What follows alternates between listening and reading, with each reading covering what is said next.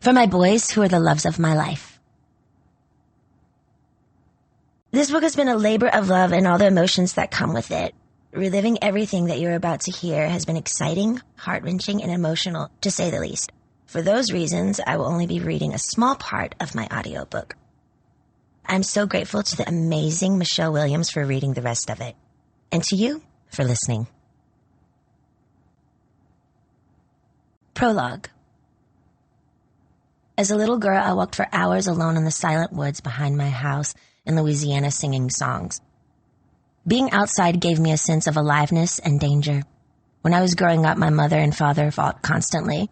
He was an alcoholic. I was usually scared in my home. Outside wasn't necessarily heaven either, but it was my world. Call it heaven or hell, it was mine. Before going home, I would follow a path to our neighbor's house, through a landscape yard, and past a swimming pool. They had a rock garden full of small, soft pebbles that would trap the heat and stay warm in a way that felt so good against my skin. I would lie down on the rocks and look up at the sky, feeling the warmth from below and above, thinking, I can make my own way in life. I can make my dreams come true. Lying quietly on those rocks, I felt God.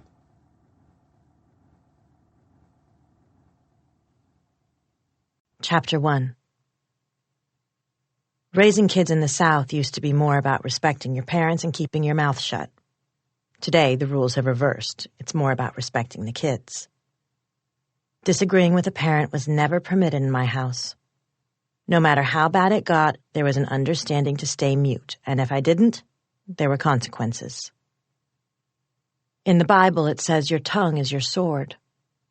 My tongue and my sword were me singing. My whole childhood, I sang. I sang along with the car radio on the way to dance class. I sang when I was sad. To me, singing was spiritual. I was born and went to school in Macomb, Mississippi, and lived in Kentwood, Louisiana, 25 miles away. Everyone knew everyone in Kentwood. Doors were left unlocked. Social lives revolved around church and backyard parties. Kids were put in matching outfits, and everyone knew how to shoot a gun. The area's main historic site was Camp Moore, a Confederate training base built by Jefferson Davis. Each year there are Civil War reenactments the weekend before Thanksgiving, and the sight of the people dressed up in military outfits was a reminder that the holiday was coming. I loved that time of year. Hot chocolate, the smell of the fireplace in our living room, the colors of the fall leaves on the ground.